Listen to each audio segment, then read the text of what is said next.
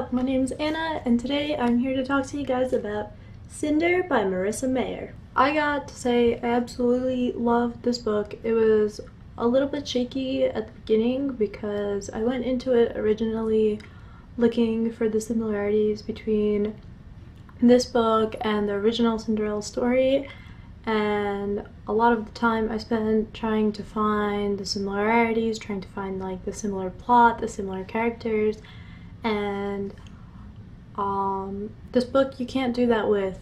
Like, I had to put it down for a little bit and come back to it because I had to see it in a new light. I had to see that it wasn't exactly the same, and I had to tell myself to stop looking for that.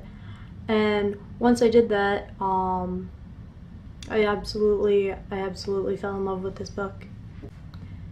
Now, don't get me wrong, of course there is tons of similarities. The plot is like, it's not exactly that similar, but in a way it is.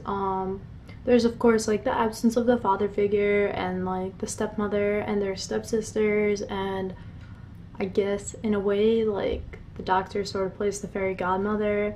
And there's a prince, he's handsome, and there's a ball, and I mean, there's the glass slipper, sort of, not really, but it is given such a new and amazing perspective by this author that it's not exactly the same. It's a completely different twist on it, and it completely blew my mind.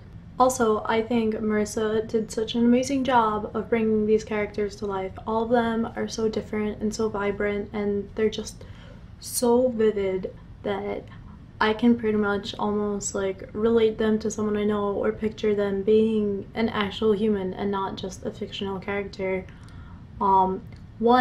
Cinder isn't such an epic protagonist, and that's probably like my favorite part. We all know the original story of Cinderella. She was sort of like treated as the household slave. Her father died, her stepmother and stepsisters abused her, like, not like abused, but they abused her selflessness, and they made her clean everything, and they told her no ball, they were rude to her, and then her fairy godmother popped out of somewhere and gave her like a magical pumpkin, magical mice, magical shoes, like, you have to be home at midnight. So she went to the ball, and the prince like fancied her and asked her to dance with him, and pretty much I really didn't like Cinderella the fairy tale growing up because it seemed like, yeah, of course she had like a rough beginning, but then like everything just magically worked out for her. And like, I guess the moral of the story was sort of like a karmic effect of like, when something bad happens to you, something good will happen to you, and a reward. But like, we all know that's not the way life goes, and that's what I liked about this retelling of it. The way that Marissa did it was, not only did Cinder work hard, and she worked hard throughout the whole story, but she also had a life, and she worked for everything that she got in this story. Like, she didn't get a magical wish granted or anything. The only thing that sort of magical happened was a coincidence when the prince came to her asking for her mechanical advice to fix an android. Oh, and speaking of which, Cinder is a mechanic, one of the best mechanics in New Beijing, which is pretty awesome because no one writes about female mechanics, and they certainly need to. I think that was a nice refreshing twist when like girls do something that most of them usually don't do, and she was so epic, I guess. She also had like this really nice attitude, well, not really nice, but she had a lively attitude. She had like a personality, she had a sassy attitude a little bit with some people. She was sarcastic, but at the same time she had a huge heart. Like, she loved her sister to death. She clearly liked Prince Kai, and she was realistic and down to earth at the same time. And I just love that. She also was really, God, what's the word? Not selfish. Selflessness. She had a lot of that. it sort of happened that in the events of this whole book, she pretty much gave up her freedom and like in the chance that she could save thousands of citizens from experiencing a tragedy. And it pretty much ended up working, that she saved the prince, and the prince, unlike the original Cinderella, was actually the damsel in distress. And I just love that twist. As well as bringing Cinder to life, also, as I mentioned before, Marissa did an amazing job with all of the characters that were in the story. Cinder's best friend Iko, or Iko, I'm not exactly sure how to pronounce it. I read it as Iko the whole time, although Iko is sort of spelled with an ECO. This is IKO, but that's besides the point. She had like a faulty personality chip as an android, and like meanwhile, yes, she did like household chores that an android's supposed to do. She like also had the attitude. She was sort of like, I guess, a dumb blonde persona. Like she was always like cracking jokes and like sort of like not keeping up intellectually with Cinder, and like always talking about like boys and shopping and like, you know, typical girly stuff. And she liked to have fun, and like she had a spirit that I think everyone can like relate to someone in their life.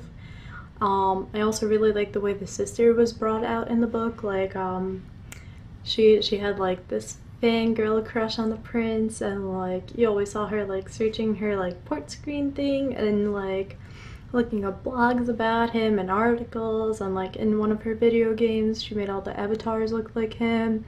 And I think that was just really realistic, because like we all know that like when there's like someone's like a little younger than you that like likes to play The Sims, they always like sort of make like their celebrity crush sim and like have like a house with them or something. And I think that was just a lot of fun reading about. Also, what I really liked was the way that the bonds between the characters happened, because some of them were refreshing, some of them were old. Like, of course, there was no bond with the father because we don't exactly know what happened to him. It said that I'm pretty sure it said that he went to like Europe. I don't think he died like in the original Cinderella, but there was the absence of him, so there wasn't really much of a bond behind that. And of course, the stepmother was like evil and didn't like her, so that was also the similarity. But the sisters similar, like the sister relationship bond took me at an awe, because it was definitely not the original version, and it was such a sweet surprise just to see the way that they interacted and cared for each other. And it was just really sweet. I like the fact that she went into the relationships at depth, because sometimes books tend to not go into that, like sibling relationships, they usually tend to not go into that or focus on them too much. But here it definitely contributed to a lot of what happened in this book, and I think that it was like a really refreshing way to look at it, and I really did enjoy the way that the relationships were written in this book, as well as the characters and the bonds between them, and the plot and everything. I really liked the way the world was developed. I loved how originally it takes place in New Beijing, and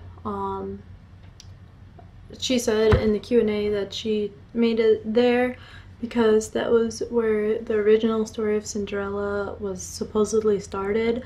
Everyone believes that the original version of Cinderella started in Asia, and that was like, you could tell by the cover that she took a lot, because the original Cinderella did have red shoes, which is why it's believed that it was taking place, well, originally written in Asia with like Asian influence in it, as well as like leaving the shoes outside. That it is believed to have a lot of Asian influences. So that was nice. It was nice to see the Eastern and Western cultures collide in this new Commonwealth town, as well as seeing the modern and futuristic mix. it is a sci-fi novel. I'm not the biggest reader of sci-fi. I haven't read too many books, so I think this book was sort of like a nice and easy transition into it. It wasn't too overwhelming. I could keep up, and I also really like the fact that it wasn't as repetitive as most sci-fis. Like, I know recently, every time I scroll through Netflix, the sci-fi department, like at least the ones with like the robots and the androids, it sort of follows a very similar plot line where, like, of course there's like the one android that loves, or the one human that has to like defeat a bunch of different android armies. So it wasn't like that. It was a refreshing and new twist on it, and I absolutely loved that. But yeah, guys, that was my review of Cinder. I would probably give it like 5 out of 5 stars. I would have loved to see a little bit more romance, but I'm pretty sure that is in the books to come.